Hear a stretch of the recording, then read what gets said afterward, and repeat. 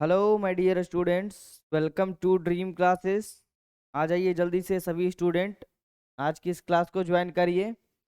तो जैसा कि हम लोग पढ़ रहे थे अभी तक, हम लोग प्रश्नावली 5.1 के आज बुक सॉल्यूशन को देखेंगे। समानांतर श्रेणी का डेमो जिस बच्चे ने नहीं देखा है वो जाइए हमारे चैनल के प्लेलिस्ट में, ठीक है। वहाँ पे आपका इसका पूरा सॉल्यूशन हमने करवाया था, इसका डेमो हमने दिया था कि समानांतर श्रेणी क्या होते हैं, अरिथमेटिक प्रोग्रेशन क्या होता है और उसमें कौन से पद का क्या नाम होता है, ठीक है। तो वो वाला लेक्चर आप देख लीजिए, उसके बाद आप लोग यहाँ से ज्वाइन करिएगा क्लास को। तो आज का जो देखिए हमारा टॉपिक है वो हमारा है प्रश्नावली 5.1 को लेकर के, ठीक है। तो इसमें हम लोग आज पहले सवाल सही क्वेश्चन को करते चलेंगे, तो आप लोग एकदम से नोट्स बनाते चलिएगा और कॉपी पेन लेकर के आगे बैठ जाइए, ठीक है। देखिए आज का जो हमारा पहला क्वेश्चन है, बहुत सारे बच्चों के मन में डाउट रहता है इन सारे सवालों में, तो एकदम टॉपिक वाइज बेसिक से पढ़ेंगे और टॉपिक को क्लियर करते चलेंगे। देखिए आज का हमारा पहला सवाल है कि निम्नलिखित स्थितियों में किन स्थितियों में संबंध संख्याओं की सूची एपी में है। मतलब कि ये भाषा में क्वेश्चन हमसे कहेगा और हमें बताना है कि क्या यह जो बोल रहा है सवाल वह एपी में है कि नहीं, यानी कि समानांतर श्रेणी में यह कहने का अर्थ इसका है कि नहीं, ठीक है। तो चलिए सवाल को पढ़ते हैं, बहुत ही अच्छे ढंग से पढ़ेंगे। जल्दी से जल्दी शेयर करिए इस क्लास को ज्यादा से ज्यादा, ताकि और भी स्टूडेंट इससे जुड़ सके, ठीक है। और जो भी चैनल पे न्यू है स्टूडेंट, वो हमारे चैनल को सब्सक्राइब कर लीजिएगा, ठीक है। क्लास 10th की आपकी पूरी स्टडी करवाई जाएगी। तो देखिए आज का हमारा जो पहला सवाल है, कह रहा है कि प्रत्येक किलोमीटर के बाद का किराया, जबकि प्रथम किलोमीटर के लिए किराया 15 रुपया है और प्रत्येक अतिरिक्त किलोमीटर के लिए किराया 8 रुपया है। चलिए अब टॉपिक को अच्छे से समझिएगा, ठीक है। देखिए यहाँ पे कह रहा है कि इसका आंसर जब बनाएंगे तो इसमें हम लिखेंगे कि 1 किलोमीटर का किराया, 1 किलोमीटर का जो किराया है ना, वो कितना है, 15 रुपया है। समझ रहे हैं आप।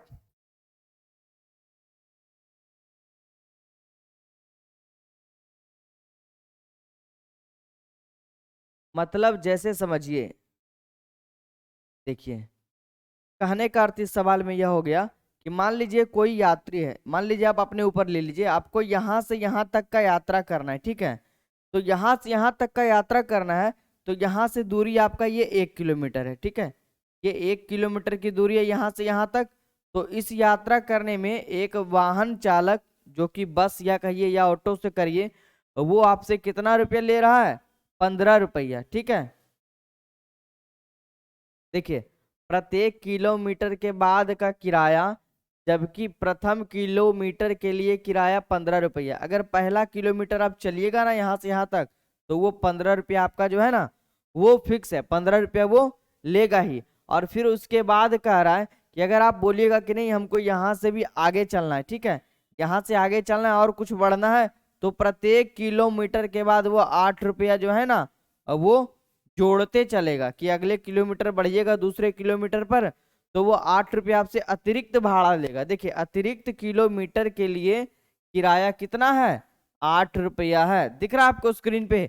तो हम यहाँ पे लिखेंगे 1 किलोमीटर का किराया 15 रुपया तथा अतिरिक्त किराया कितना है, अतिरिक्त किराया है जी 8 रुपया, ठीक है। इस टॉपिक को समझिए कि मतलब आप 1 किलोमीटर गए, यहां से यहां तक गए तो आपका 15 रुपया लगा, और इसके बाद जब आप यहां से यहां जाइएगा, इस दूसरे किलोमीटर पे जाइएगा, तो आपका किराया 8 रुपया बढ़ जाएगा। मतलब आप यहाँ पे डायरेक्ट लिख सकते हैं यहाँ पर इसके जगह कि जब 1 किलोमीटर में हम लोग गए तो 15 रुपया लगा, तो हम लोग जब दूसरे किलोमीटर में जाएंगे, ठीक है, दूसरे किलोमीटर का किराया, दूसरे किलोमीटर का किराया क्या हो जाएगा, समझिए अच्छे से। दूसरे किलोमीटर का किराया, ये तो 15 रुपया पहले से लग रहा था, अब ये 8 रुपया अतिरिक्त लगेगा, तो 15 + 8 कितना हो जाएगा, 23, ठीक है। फिर तीसरे किलोमीटर में अगर चलिएगा, ये कह रहा है कि फिर अगले किलोमीटर में चलिएगा तो तीसरे किलोमीटर का किराया, तीसरे किलोमीटर का किराया कितना हो जाएगा आपका? वो हो जाएगा, क्योंकि देखिए पहले में 15 लगा, ठीक है, दूसरे में 23 लगा, दूसरे में गए तो तीसरे में जाएंगे तो 23 तो लगेगा ही, प्लस 8 रुपया ये अतिरिक्त लेगा, यानी टोटल 31 लेगा, ठीक है। तो इसी तरह से इसका किराया जो है वो सीरियल वाइज बढ़ते चलेगा। मान लीजिए आप चौथे किलोमीटर पे चलिएगा, ठीक है, 4 किलोमीटर आपको जाना है, तो चौथे किलोमीटर के लिए किराया देखिए क्या लेगा ये, चौथे किलोमीटर का किराया क्या लेगा, ये 31 रुपया तो लेगा ही, और प्लस अतिरिक्त आपका 8 रुपया और ले लेगा, यानी 39 रुपया ये किराया लेगा। तो इस तरह से जो हमारा आंकड़ा प्राप्त हुआ, ठीक है, तो इस तरह से हम लोग लिखेंगे, देखिए कि इस स्थिति में प्राप्त सूची, ठीक है, इस स्थिति में प्राप्त सूची क्या हुआ, देखिए इस स्थिति में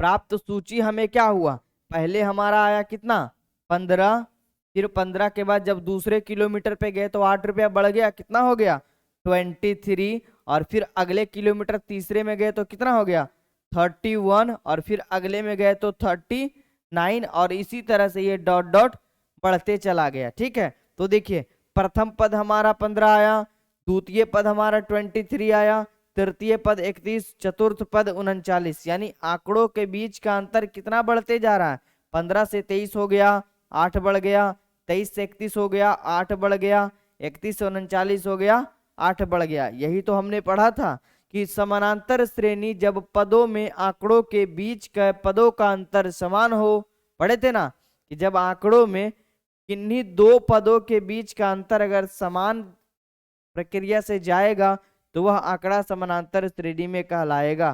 पढ़े थे कि नहीं थ्योरिकल में हम लोग? तो हम इससे कह सकते हैं कि अतः यह सूची जो है,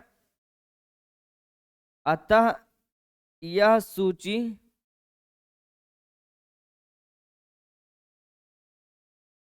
समांतर श्रेणी में है, समांतर श्रेणी में है, क्योंकि इसके बीच का अंतर समान है, क्योंकि इनके पदों के बीच, इधर लिख देते हैं, का अंतर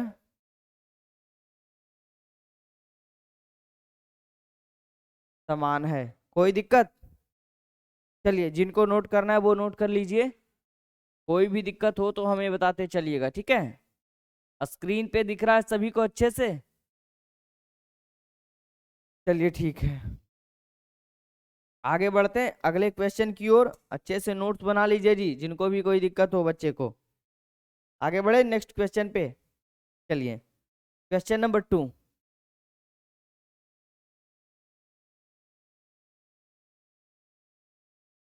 दिख रहा है आपको?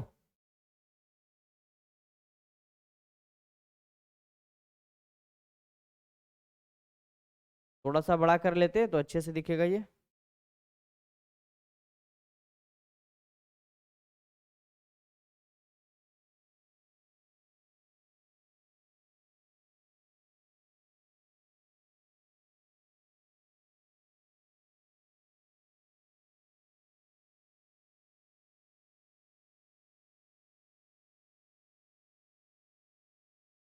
चलिए थोड़ा सा प्रॉब्लम हो रहा है पीडीएफ में, लेकिन कोई बात नहीं, दिख जाएगा हमें। दिख रहा है आपको स्क्रीन पे? सभी बच्चे बताएंगे कमेंट करके। क्वेश्चन दिख रहा है स्क्रीन पे? चलिए कोई बात नहीं, दिख रहा है, ठीक है। बहुत ही बढ़िया सवाल आपके सामने दिख रहा है स्क्रीन पे। तो आज इस क्वेश्चन का सारा डाउट हम क्लियर करवाएंगे, बहुत ही बेहतरीन सवालों में से एक, ठीक है। इस सवाल को आप लोग समझने का प्रयास करिएगा, बहुत सारे बच्चे जरूर अटके होंगे इसमें, तो ध्यान से समझिएगा, एक एक टॉपिक हम क्लियर करवाएंगे, ठीक है। चलिए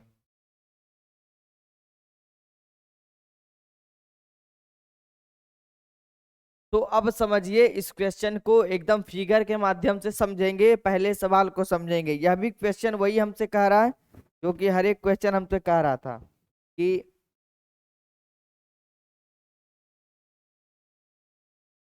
थोड़ा सा ब्लरिंग का दिक्कत आ रहा है।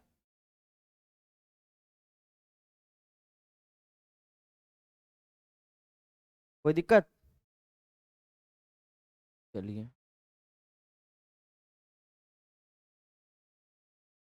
वेट कर लीजिए थोड़ा सा।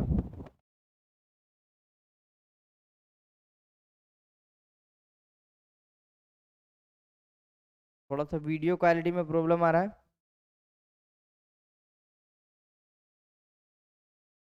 वेट करिए आप लोग थोड़ा सा।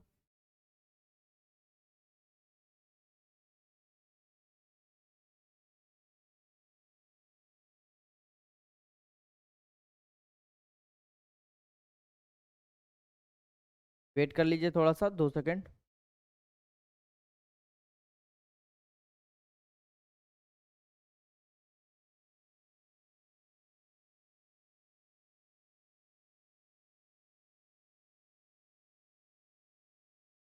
चलिए अब दिख रहा है आपको स्क्रीन पे? थोड़ा सा ब्लर का प्रॉब्लम आ रहा है। वेट कर लीजिए थोड़ा सा।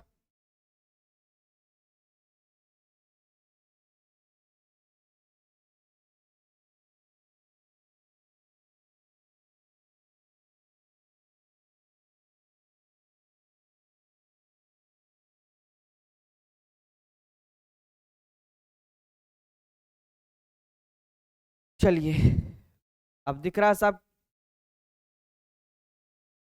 क्लीन दिख रहा है ना? चलिए कोई बात नहीं, थोड़ा सा प्रॉब्लम आ गया था। शुरू करें? चलिए ठीक है। तो देखिए हमारा जो क्वेश्चन है, ये क्वेश्चन नंबर 2 कह रहा है, यही बोल रहा है भाषा में, लैंग्वेज में कह रहा है, और आपको बताना है कि ये जो लिखा हुआ जो हमारा ये पद है, यह समानांतर श्रेणी में है कि नहीं। तो देखिए कह रहा है किसी बेलन में उपस्थित हवा की मात्रा।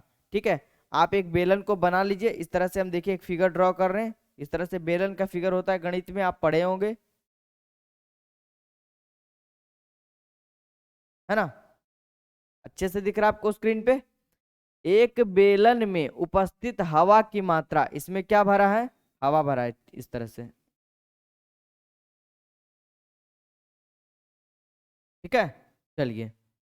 एक बेलन में उपस्थित हवा की मात्रा, जबकि वायु निकालने वाले एक पंप, ठीक है, वायु निकालने वाला एक पंप है, इस तरह से वायु निकालने वाला एक पंप है इससे जुड़ा हुआ, जो कि क्या करता है, इसके अंदर का जो वायु है ना, हवा जो है इसके अंदर, उसको यह खींच लेता है बाहर।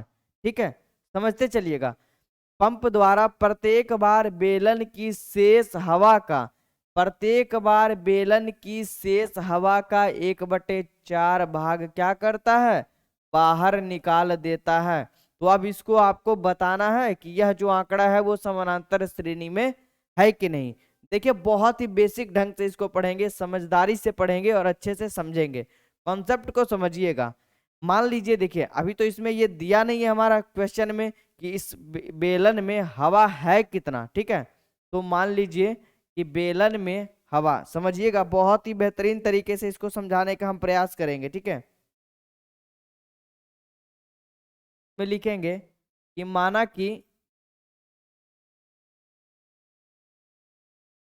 कि बेलन में उपस्थित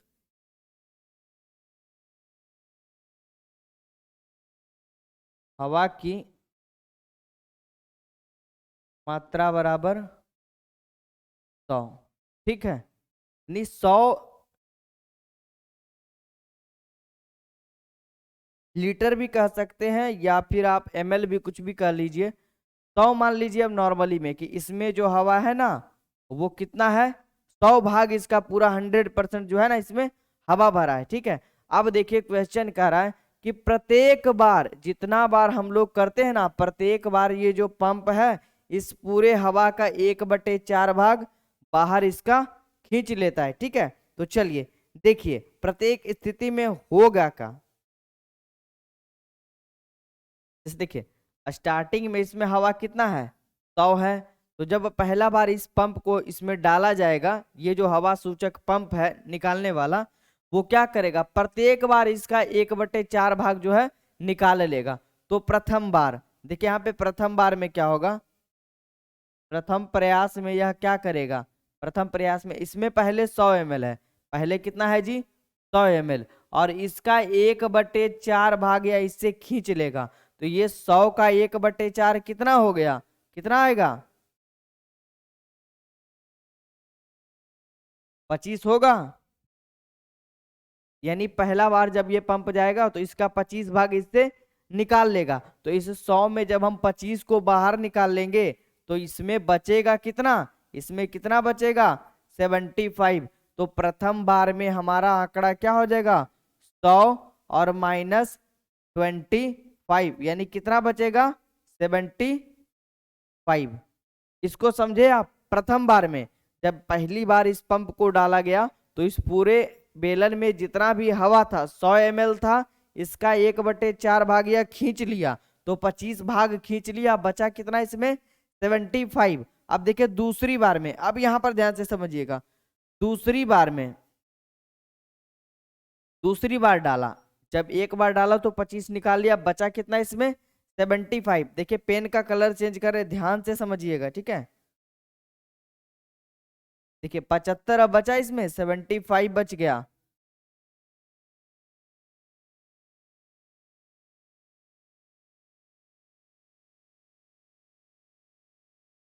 स्क्रीन पे दिख रहा ना सभी।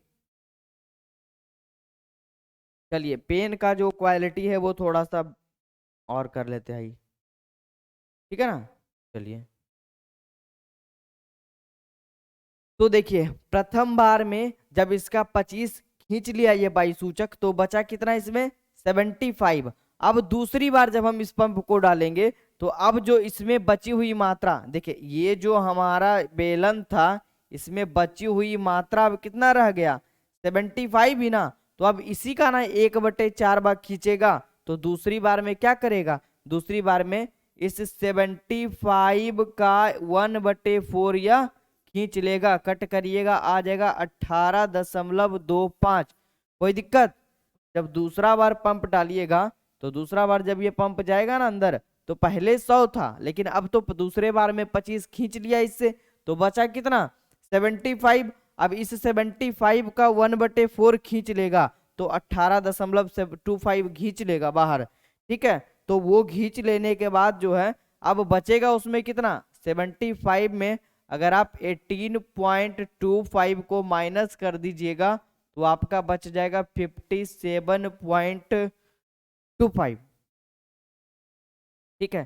तो दूसरी बार में कितना हो जाएगा, ये 75 माइनस 18.25, यानी कि क्या बच जाएगा 57.25। कोई दिक्कत। वही प्रक्रिया तीसरी बार होगा, तो तीसरी बार में देखिए क्या होगा, तीसरी बार जब होगा ये प्रक्रिया तब क्या होगा, देखिए अब बेलन उधर वाले को हम मिटा रहे हैं, ठीक है, ध्यान से समझिएगा, टॉपिक बहुत ही अच्छा है जी, इधर कोई मिटा रहे हैं, ठीक है। देखिए अब बेलन में क्या बचा, ध्यान से समझिएगा, यहाँ पे देखिए फिर से बेलन को हम बना रहे हैं, है ना। अब बेलन में कितना बच गया, पहले बार में निकाला जब बेलन से 25 भाग 1/4 भाग, तो 75 बचा, दूसरे बार में जब हमने निकाला तो 57.25 बचा, इसमें कितना बच गया 57.25। तो फिर से एक पाइप इसमें डालेंगे तीसरी बार में, तो अब इसका कितना निकालेगा 1/4, तो इस 57.25 का 1/4 जब निकाला जाएगा तब कितना आ जाएगा, लगभग में 28.625, है ना।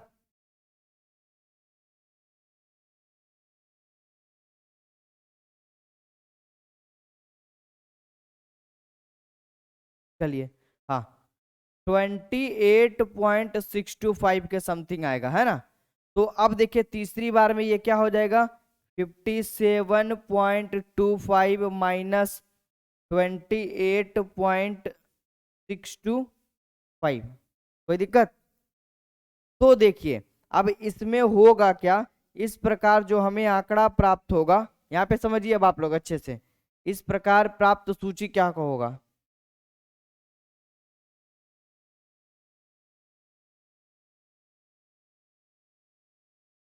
इस प्रकार प्राप्त सूची, देखिए प्राप्त सूची क्या होगा समझिएगा, बहुत ही बेहतरीन सवाल है। ठीक है, अगर आप ये क्वेश्चन समझ गए तो आपका पूरा समानांतर श्रेणी लगभग में क्लियर रहेगा। ठीक है, देखिए सबसे पहले हम लोग इस प्रकार प्राप्त सूची में, सबसे पहले बेलन में था कितना मात्रा, 100 लीटर या 100। ठीक है, तो पहला सूची हमारा हो जाएगा 100, और जब दूसरी बार इससे पंप से हवा निकाला गया 1/4, तो कितना बच गया, 75, है ना, 75। और फिर जब इस 75 वाले से निकाला गया तब हमारा तीसरी बार में कितना बच गया, 57.25, कितना बच गया, 57.25। ठीक है, और फिर इसके बाद भी निकाला गया थर्ड बार, तो 28.265 इससे बाहर आ गया। माइनस कर लीजिए इसका, देखिए यहाँ पर 57.250 से आप घटा लीजिए 28.625। ठीक है,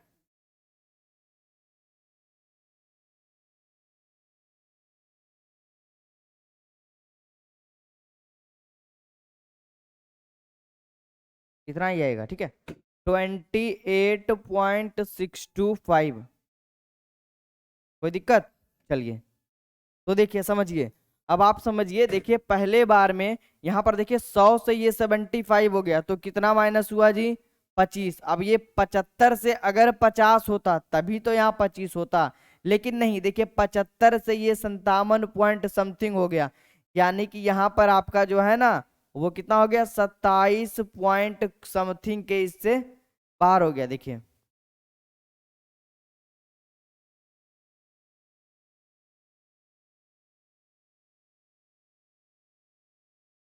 देखिए 75 से ये कितना हो गया, 57.25, तो 75 में माइनस करके देखिए आप 57.25। ठीक है,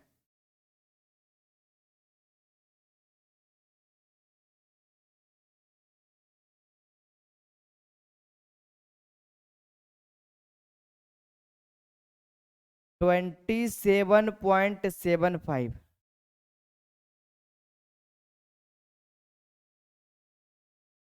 समझ रहे हैं, मतलब देखिए इससे ये साबित हो रहा है कि आंकड़ों के बीच का अंतर समान नहीं है। ठीक है, 17.75,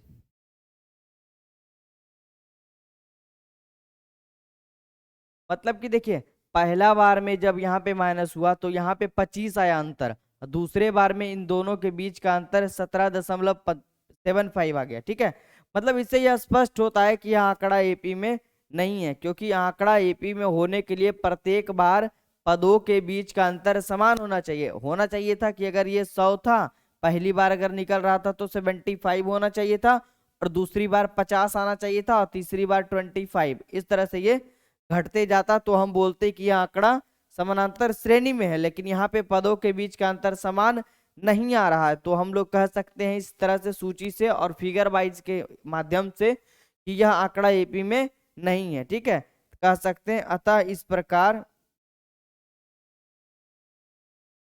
इस प्रकार यह आंकड़ा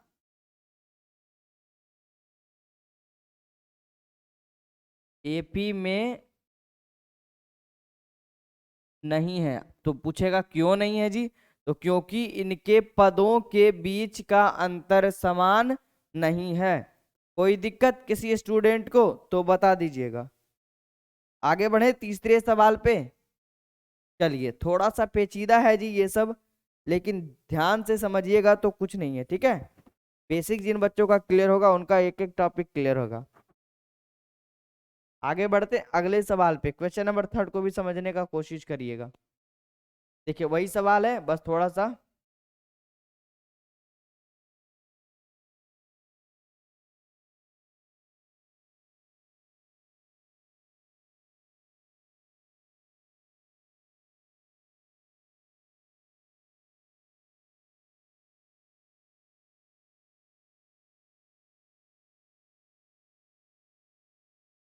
चलिए।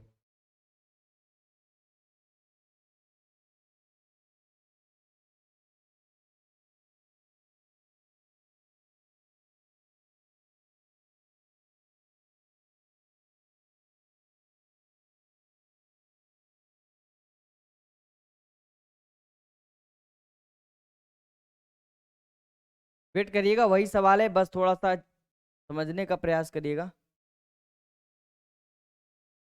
थोड़ा सा स्पीड में चलेंगे, ध्यान से समझते चलिएगा, ठीक है। कुछ है नहीं ये सब, दिख रहा स्क्रीन पे, है ना।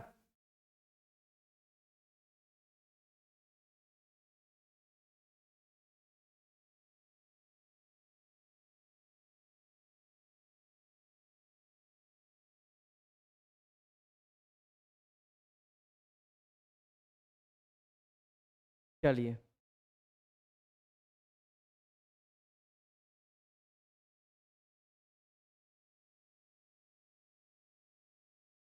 चलिए ठीक है, समझिए।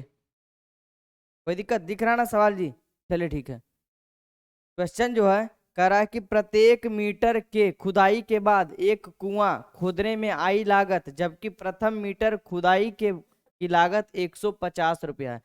जब एक कुआं है, एग्जाम्पल समझिए फिगर से, फिर समझते चलिएगा, ठीक है। एक कुआं है और इसका जब कह रहा है कि प्रथम मीटर, इसका जब प्रथम मीटर खोदा जाता है ऊपर से, तब इसका किराया कितना है? प्रथम मीटर खुदाई की लागत,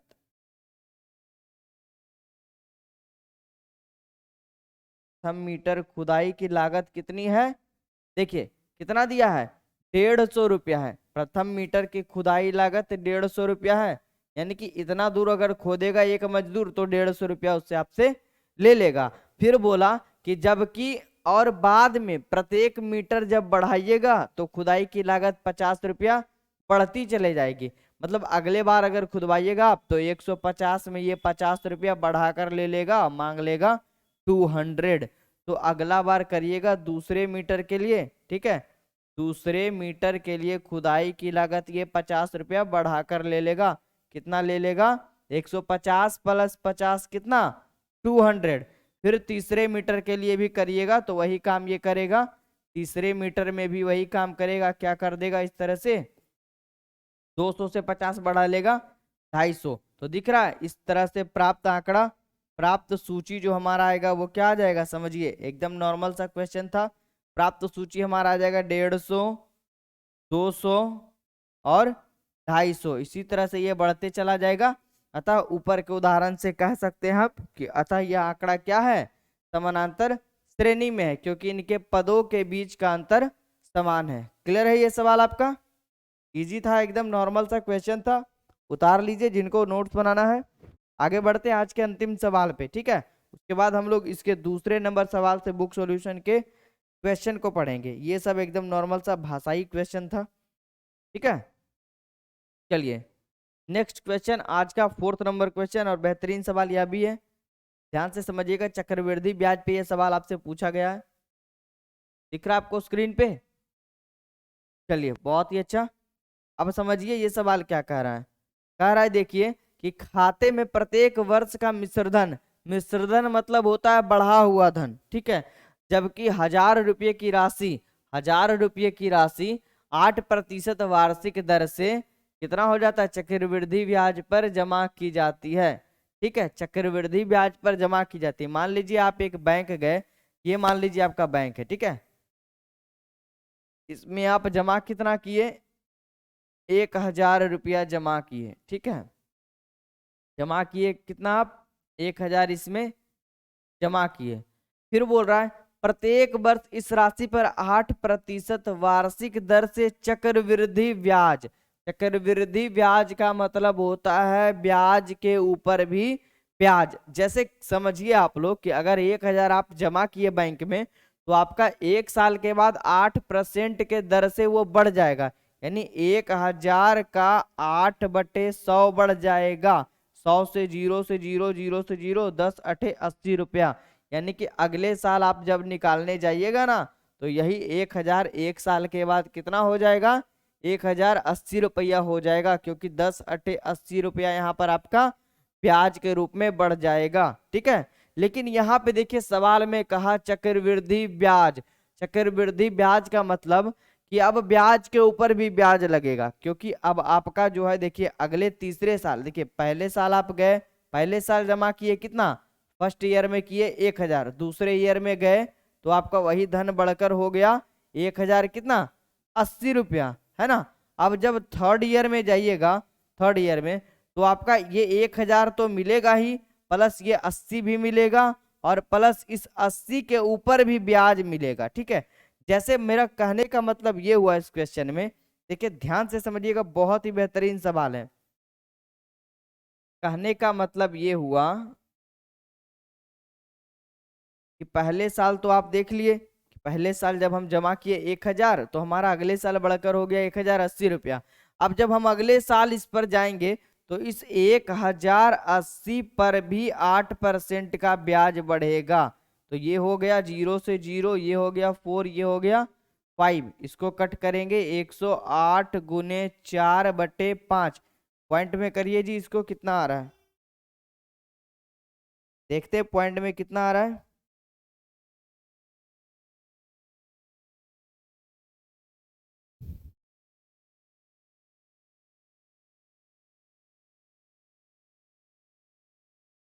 सॉरी, यहाँ 80 होना चाहिए, ठीक है। तो ये 0 से 0 जाएगा, देखिए ध्यान से समझिए।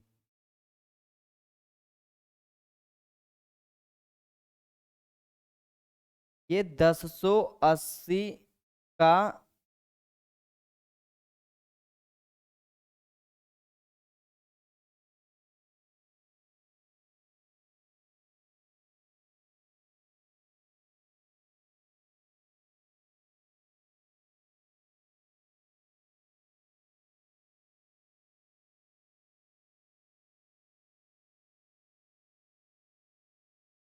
ठीक है, इसको कर लीजिएगा, पॉइंट में आप लाइएगा तो यहाँ पे 864 रुपया आ जाएगा, ठीक है।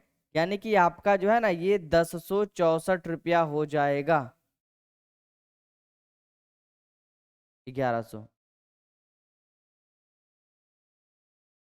समझिए, देखिए थोड़ा सा पेचीदा लग रहा है आपको, फिर से हम बता रहे हैं इसको, ठीक है।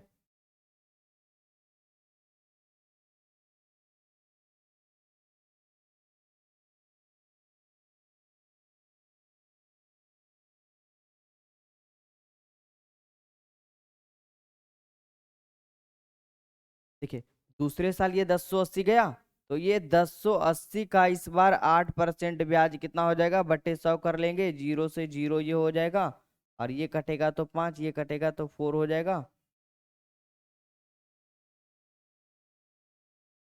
21.6 हो जाएगा। 21.6 को गुना कर दीजिएगा 4 से,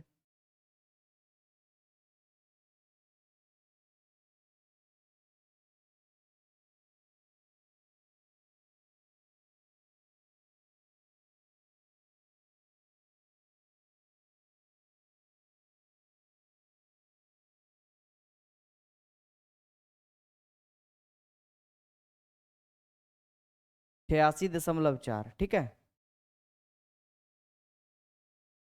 देखिए ये टैक्स बढ़ गया इस पर 86.4, और था कितना पहले से 1080, और ये आ गया 86.4, इस पर बढ़ गया।